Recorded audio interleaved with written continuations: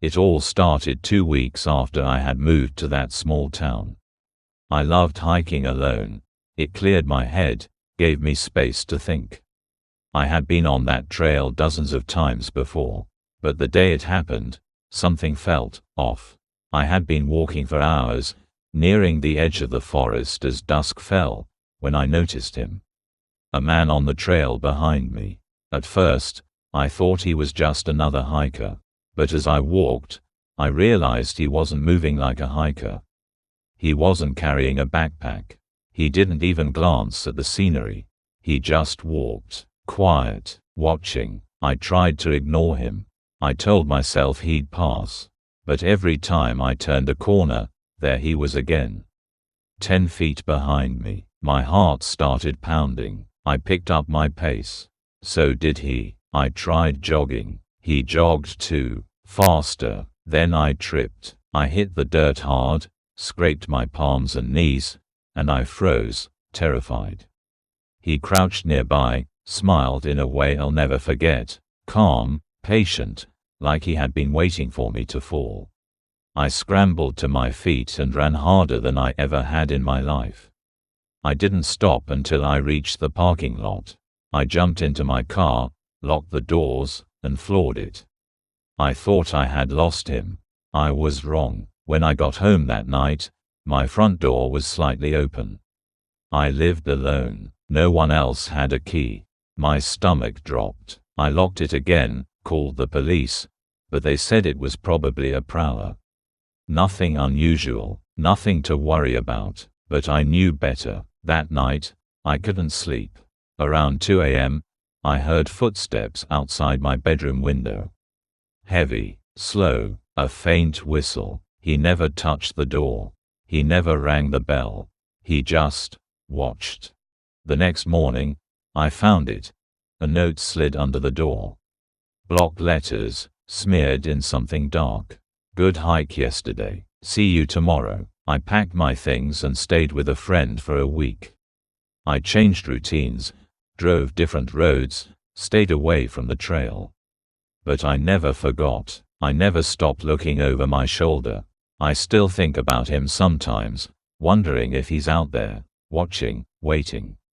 And every time I go near a forest or trail alone, I remember that day, and I realize, if I'd slowed down, or looked back one more time, I might not be here at all.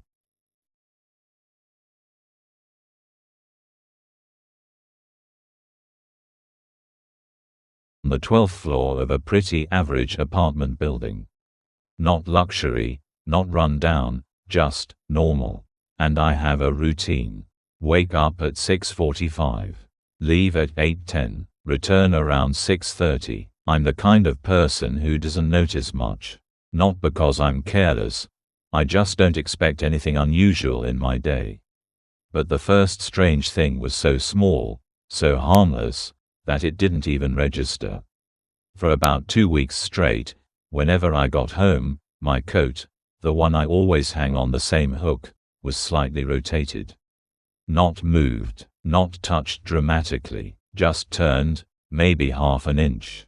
I blamed myself. That was my first mistake. There's a woman on my floor. Middle-aged, short hair, pale, always wearing slippers. She's friendly, in an uncomfortable way. The first time we spoke, I was heading out for work. She was standing by her door, holding a grocery bag that was way too light to actually have groceries in it. She smiled too wide and said, "You're a creature of habit." I blinked. I said, "What?" She repeated it, still smiling. "Creature of habit." I gave a polite laugh and told her to have a good day. But something about the way she said it, like she wasn't joking. Like she was stating a fact she had verified. A week later, I went downstairs to pick up a package. The apartment manager, Earl, looked exhausted. He scanned the package and said, "Hey, could you do me a favor and stop letting maintenance into your unit when I'm not around?" I frowned. Maintenance hasn't been in my place. Earl looked confused. Then who keeps signing your name on the entry logs? I felt a cold pinch in my stomach. Someone had been entering my apartment. Frequently. The manager showed me the clipboard. My name was written there 6 times over the last 3 weeks. But the signature wasn't mine. It wasn't even close. I bought a cheap motion-activated camera for my living room. Nothing fancy, just something to watch the door. 2 days later, around 7 p.m., I sat on my couch, opened the app, and saw a clip from earlier that morning. 8:18 a.m., motion detected. I pressed play. The front door opened. Someone walked in. A woman, wearing slippers. She moved slowly, like she knew exactly where everything was. She didn't steal anything. She didn't snoop. She walked straight to my bedroom. Off camera. Stayed there for 29 minutes. Then walked out and locked the door behind her. My throat went dry. I watched the clip 10 times, hoping I imagined it. I didn't. I confronted the manager. He insisted nobody from staff matched that description. He suggested calling police. But before I did, I needed, I don't know, proof. Courage. On my way back upstairs, I ran into the woman again. She was standing directly outside my door. Not at her door, mine. She smiled when she saw me. That same too wide smile. "You're late today." I didn't answer. My brain was screaming. She continued, "You should really lock your bedroom window. Someone could get in. I live on the 12th floor." I didn't sleep. Every noise felt amplified. Every silence felt threatening. At around 2:40 a.m., I heard something. Not loud, not violent, just soft, like someone sliding their hand along my wall. I turned off my lamp, sat in the dark, listened. Then I heard it, a whisper, right outside my door. Not talking, just breathing, slow, calm, patient, like someone was standing inches away, listening.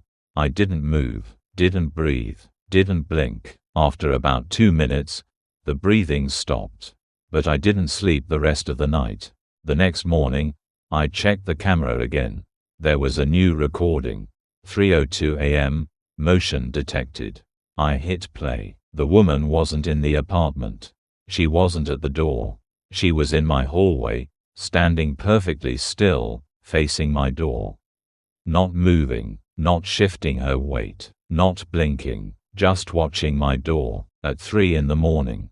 The video ran for 4 minutes before she finally bent down, looked directly at the camera, and whispered something. I turned the volume up. Her voice was soft, almost affectionate. "You left it unlocked again."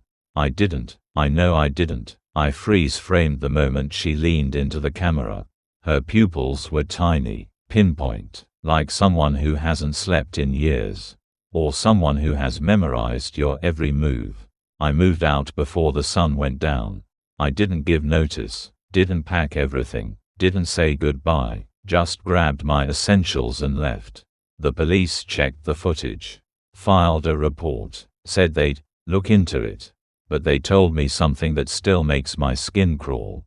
The apartment next to mine, her unit, was empty, vacant, had been for 6 months.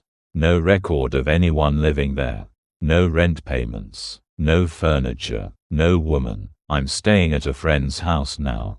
New locks, new security cameras, new routines. But yesterday, I got a text from an unknown number. No message, just a photo, a picture of my friend's front door, taken from 6 inches away. And another text. "You're not as unpredictable as you think."